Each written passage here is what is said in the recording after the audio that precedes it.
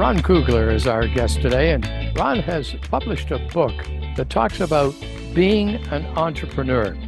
And Ron's background in business and teaching make him the right guy to author The Ultimate Entrepreneur's Handbook.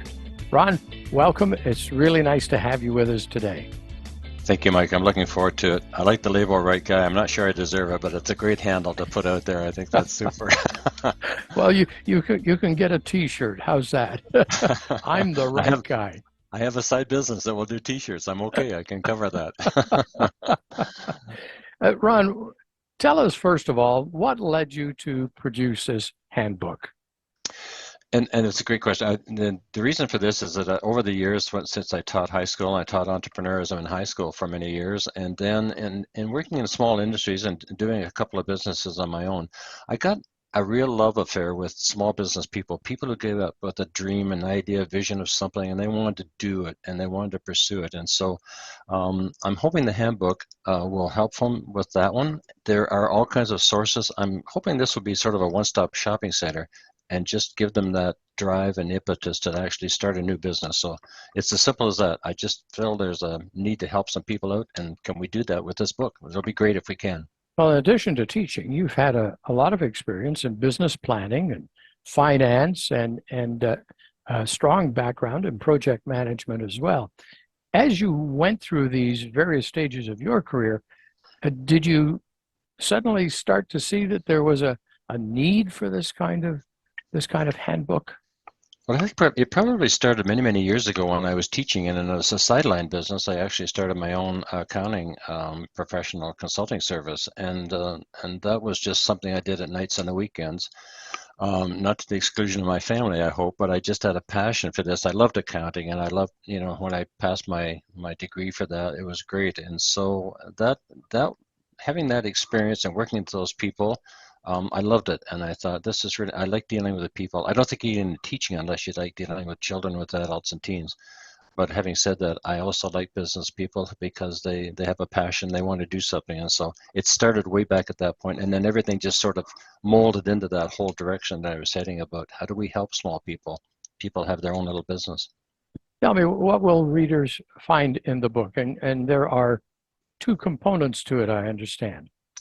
That's right. And so the best part of this, there are 20 chapters in here. I like the round numbers. I think I must be a round numbers person, but there are 20 chapters, and I broke it down into different theory things: customer service, legal stuff, accounting stuff, and all those kinds of things. Those are the kinds of things that are really available. And if you've gone into business, Mike, that's not the tricky part, I think. Although I hope I put it in a way they understand it and that it helps them.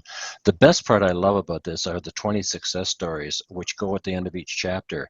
Those success stories have 3 pages to them, and I finished them all. I've got one to go, I think, but it's all people that basically that I know. And the idea is, how did you start your business out, and how did it work for you? We have an interview. Every success story has 10 questions. Everybody gets the same 10 questions, but the answers are all over the map. And I think, if we're not looking for answers that are the same. And so this is great. So every story is different.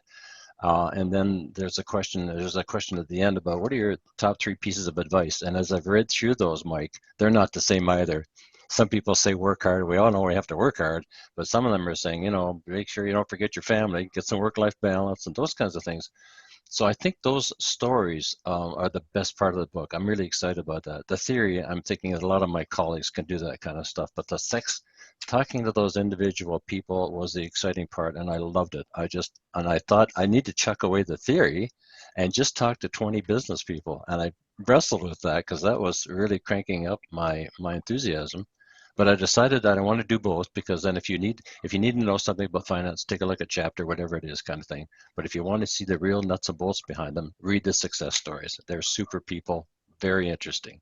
So these success stories, they're people and businesses that you were aware of personally? Yeah, I'll give you one good story in here, and I won't name the name, but it's a fellow that I did his accounting. I did his books years ago, and he had one truck.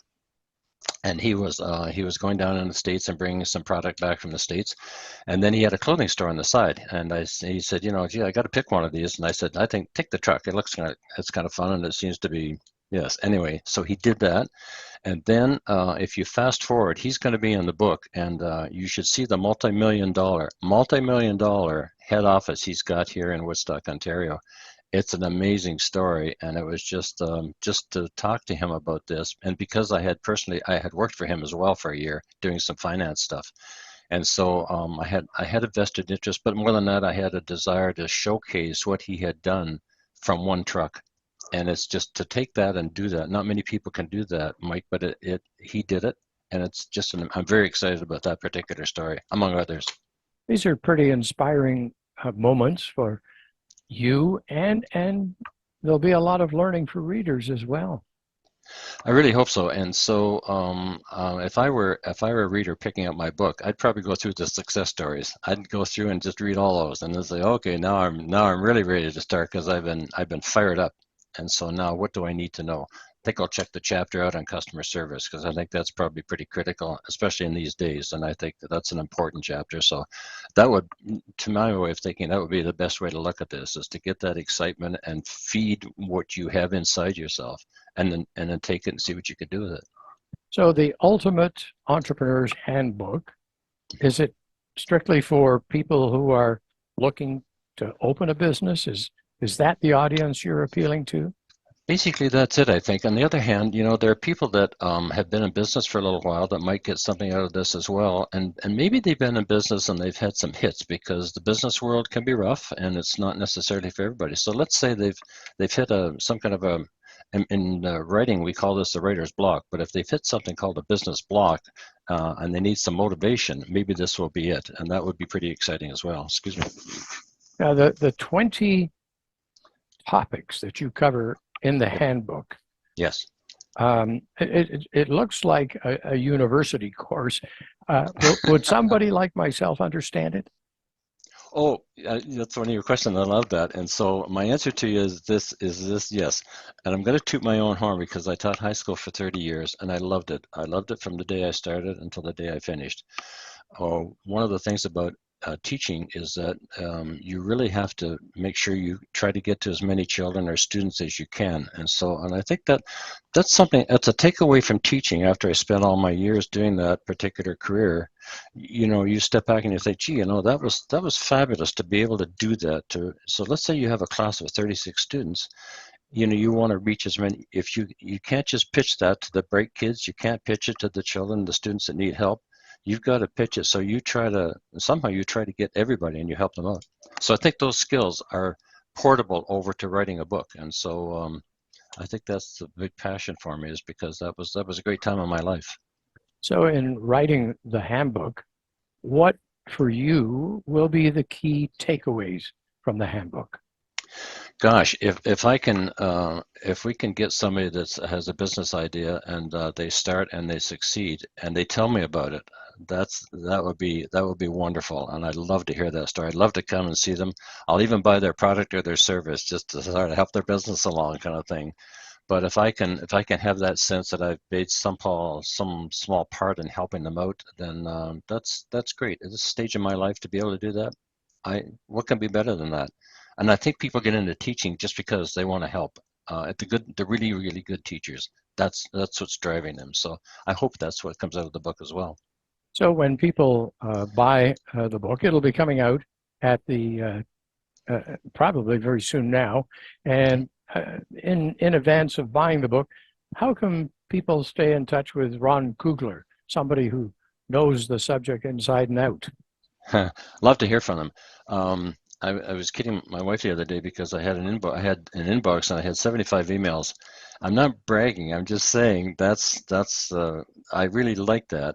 Dealing with that is another matter. We don't have time to discuss that, but they can certainly reach me through the website because my email address will be posted on there. Love to get questions, and I will take time to answer those. I'm not sure I'll be like the movie stars. I think the movie stars actually get a whole team of people to respond, but my plan so far, I don't think I'm going to get that many anyways, but if I do, I will certainly be delighted to sit down and send a personal response and see what we can do to help somebody. I'm going to throw you a question that Sure. you're probably not expecting, but Yeah. I think it's worth covering right here.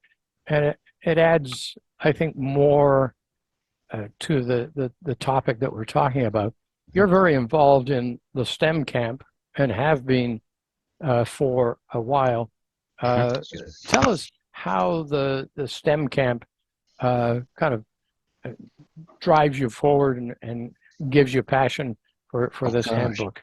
I'll try to make this in short because it's a long story, but back in 2013, my son Kevin was working, he had his own organization called Partners in Research, and he was executive director, but he went out and he did some work with children, talking to them about STEM.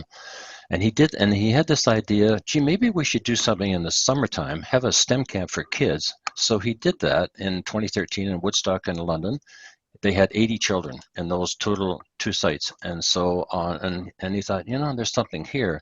2014, he said to me, hey, Dad, you're retired again. Hey, what about trying this? I said, you know something, I'm retired, but I said, let's take a look and tell me what you want to do in here. So I came on board in 2014 as the executive director of STEM Camp. Kevin was my boss, working for my son, which was great. And so then we doubled. So after the 80, we doubled the next year, we doubled and we doubled and we doubled. And everything kept increasing until COVID. COVID was disastrous, as it was for many businesses. And so there's another reason for helping people at this stage, because there's some of them are still struggling.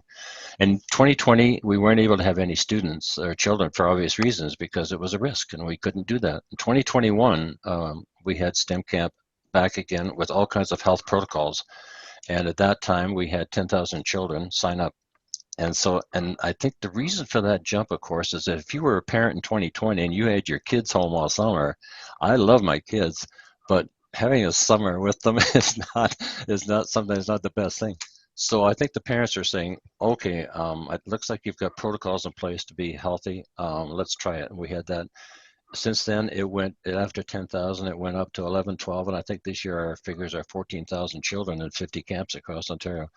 Um, I don't want to sound like I'm taking credit for this because this is really my son's doing. Kevin did a fabulous job and worked us through that time period that was just awful. So to be sitting here in 2023 with all those children coming to all those camps from all across Ontario, it's an amazing. I'm so glad you asked about that because it's a real sense of pride for me. Huh. That's an Yeah, amazing story, and yeah. maybe it will become one of the success stories in your follow-up book. Yeah, I wonder. I've talked to Kevin about this, and I'm not sure where he's coming from in here, but I think he's a little bit modest at sometimes, not always, but he is. And so, yeah, I think there's a whole story that to be about. It's a not-for-profit, which is another dimension from them we're talking about today.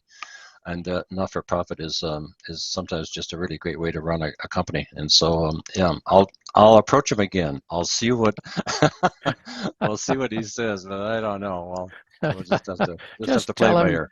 just tell him Dad wants it. That's the way you start. Now, Yeah.